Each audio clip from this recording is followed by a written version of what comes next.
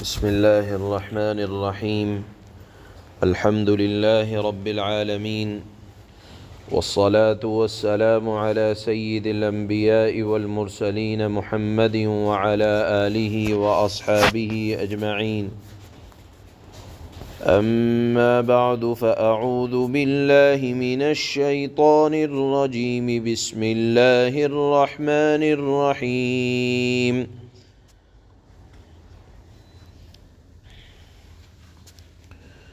يا أيها الذين أوتوا الكتاب آمنوا بما نزلنا مصدقا لما معكم من قبل أن نطمس وجوها فنردها على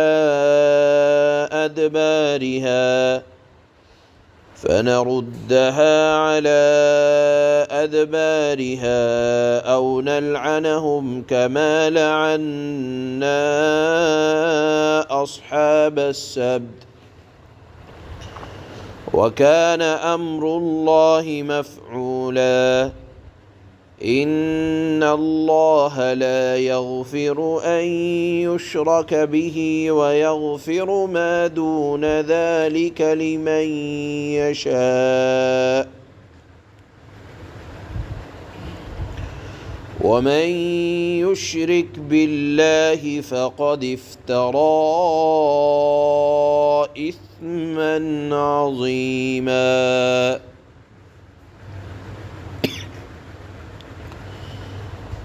صدق الله مولانا العلي العظيم، وصدق رسوله النبي الكريم،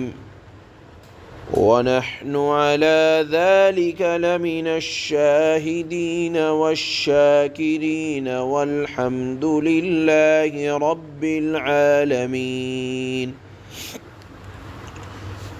کل کی آیات میں ذکر آیا تھا اس بات کا کہ یہود مدینہ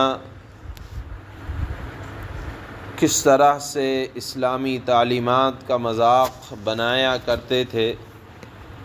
اور یہ سلسلہ کوئی نیا نہیں ہے، بلکہ انبیاء کی تصدیق یعنی انبیاء کی باتوں کی سچائی کو قبول کرنا اور ان کی باتوں پر یقین لانا، یہ صحیح فطرت سلیمہ یعنی جن کی طبیعت، جن کے مزاج میں سدھار ہوتا ہے وہی لوگ قبول کرتے ہیں، اور جن کے مزاج کے اندر ٹیڑھ پن ہوتا ہے تو وہ انبیاء کی باتوں کا مذاق بنایا کرتے ہیں. جس طرح سے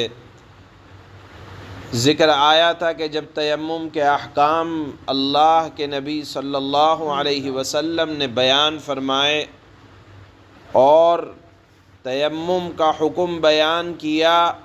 اور شریعت میں جو سہولت دی گئی ہے کہ اگر بیماری ہے تو آپ پانی اگر استعمال کرنے سے بیماری بڑھ سکتی ہے، یا پانی موجود نہیں ہے تو حکم تھا کہ آپ مٹی پر ہاتھ ماریں اور چہرے پر پھیر لیں، اور دوسرا ہاتھ ماریں زمین پر، مٹی پر، اور اپنے دونوں ہاتھوں کو پوچھ لیں تو اس سے وہی طہارت حاصل ہوگی جو آپ کو وضو سے ہوتی ہے. تو یہود مدینہ نے طنز کیا کہ اچھا، پانی سے پاکی کا حاصل کرنا تو سمجھ میں آتا ہے، لیکن مٹی جو پیروں کے نیچے رہتی ہے اس سے پاکی کا کیا مطلب ہے؟ گویا کہ مذاق بنایا، قرآنی حکم کا ایک خلاف ورزی کی. اسی طرح اللہ کے نبی صلی اللہ علیہ وسلم کی شان اقدس میں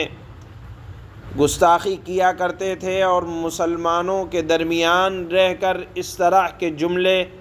استعمال کرتے تھے کہ لگتا تھا کہ اللہ کے نبی کے شیدائی ہیں، لیکن اللہ نے فرمایا کہ وہ ایسے جملے استعمال کرتے ہیں جو دو معنی رکھتے ہیں.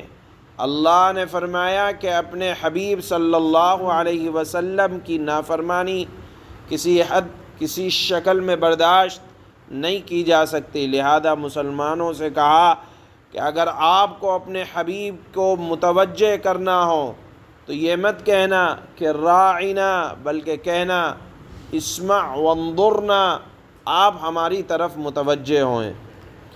بہرحال یہ شرارتیں اللہ نے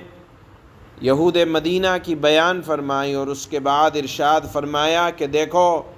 اپنی حرکتوں سے باز آ جاؤ اور ایمان لے آؤ۔ اور یہ ایمان لانے کی دعوت اللہ تعالیٰ نے تمام اہل کتاب کو دی، اور فرمایا کہ دیکھو یہ قرآن تمہارے انبیاء کی برائی نہیں بیان کرتا، تمہاری کتابوں کی برائی نہیں بیان کرتا، بلکہ یہ دعوت دیتا ہے کہ انبیاء پر ایمان لے آؤ۔ قرآن تصدیق کرتا ہے ہر اس کتاب کی جو اللہ نے نازل فرمائی ہے۔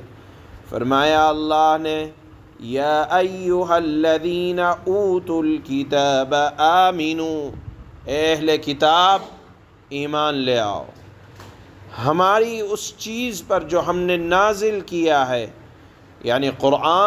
قرآن سچائی کو بیان کرنے والا ہے۔ جو کچھ تمہارے پاس ہے تورات کی، قرآن نے کہیں انکار نہیں کیا۔ ہاں، جو کچھ تم نے اس کے اندر بڑھایا گھٹایا ہے، پیسہ لیا ہے گھٹانے بڑھانے کے لیے،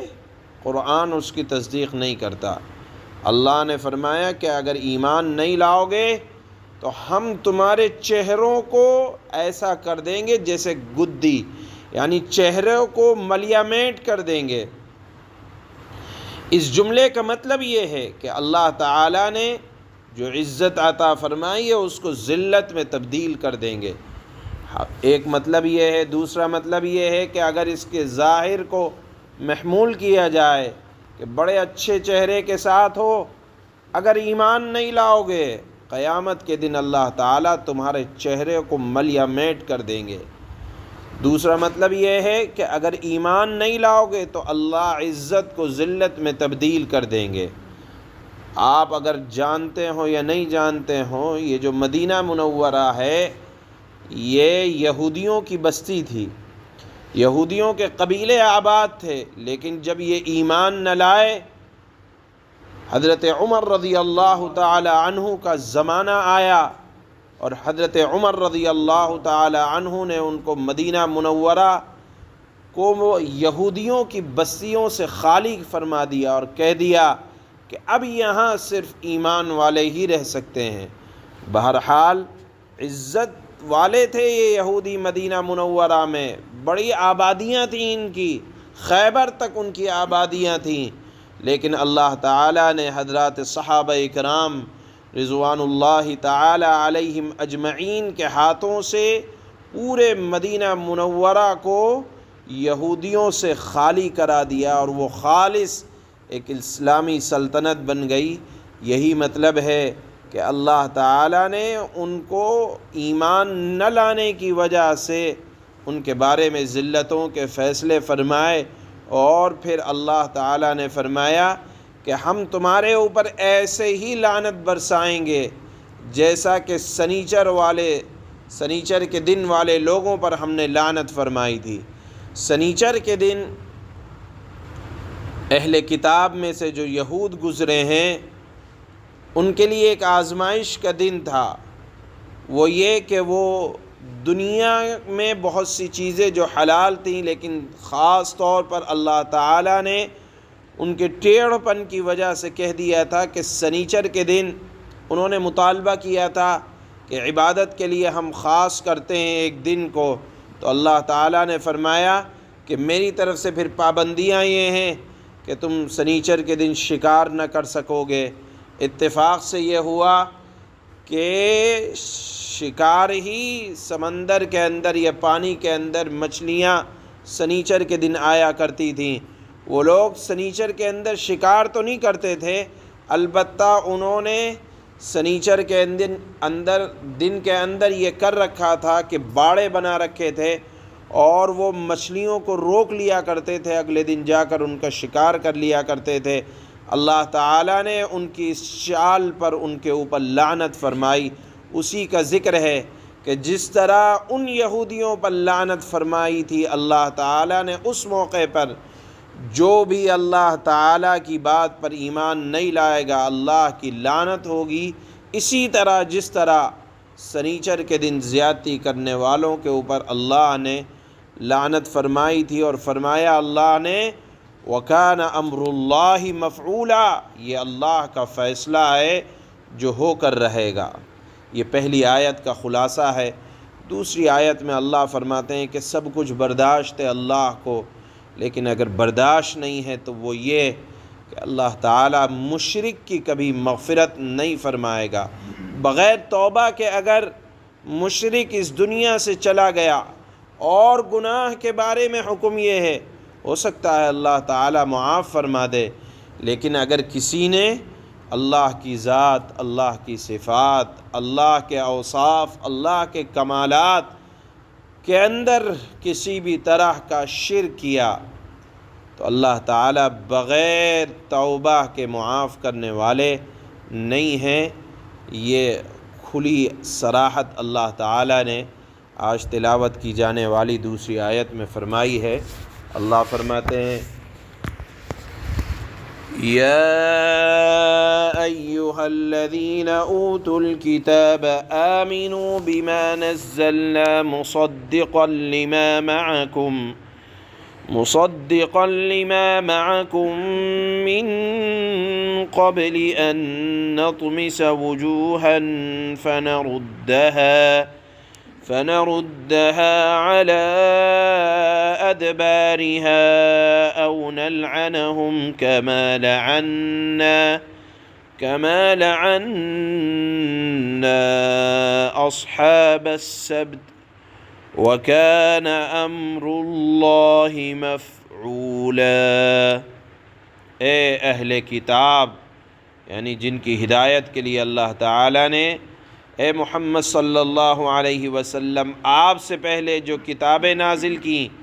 ان کو مخاطب کر کے کہتے ہیں، خاص طور پر اے اہل کتاب جو قرآن ہم نے اب نازل کیا ہے، جو تمہارے پاس پہلے سے موجود کتاب کی بھی تصدیق کرتا ہے، اس پر ایمان لے آؤ، اس سے پہلے کہ ہم چہروں کو مٹا کر انہیں گدی جیسا بنا دیں، یعنی دنیا میں تمہارے اوپر لعنت پڑے یا آخرت میں تمہارے چہروں کو ملیا میٹ کر دیں، اس سے پہلے ایمان لے آؤ، یا ان پر ایسی پھٹکار ڈال دیں جیسی پھٹکار ہم نے سبت یعنی سنیچر کے دن زیادتی کرنے والوں پر ڈالی تھی۔ اور دیکھو یہ کسی اور کا فیصلہ نہیں ہے کہ ایمان نہ لانے کی وجہ سے اللہ کی لعنت پڑے گی، یہ کسی اور کا فیصلہ نہیں ہے بلکہ اللہ کا فیصلہ ہے اور یہ اللہ کا حکم ہے۔ وَكَانَ أَمْرُ اللَّهِ مَفْعُولًا، اور اللہ کا حکم ہمیشہ پورا ہو کر رہتا ہے، اللہ کے فیصلوں کے پورا ہونے میں شک نہیں رہتا۔ وہ احکم الحاکمین کا فیصلہ ہے جو قادر مطلق ہے۔ ان اللہ لا يغفر ان يشرك به ويغفر ما دون ذلك لمن يشاء ومن يشرك بالله فقد افترى اثما عظيما۔ بے شک اللہ تعالی اس بات کو معاف نہیں کرتا کہ اللہ کے ساتھ کسی کو شریک ٹھہرایا جائے، اور اس سے کم تر یعنی شرک کے علاوہ اگر کوئی چھوٹا کوئی گناہ ہے شرک سے کم تر، ہر بات کو جس کے لیے چاہتا ہے معاف کر دیتا ہے۔ اور جو شخص اللہ کے ساتھ کسی کو شریک ٹھہراتا ہے وہ اللہ پر ایسا بہتان باندھتا ہے جو بہتان بڑا زبردست گناہ ہے۔ سبحان اللہ و بحمدہ، سبحان اللہ۔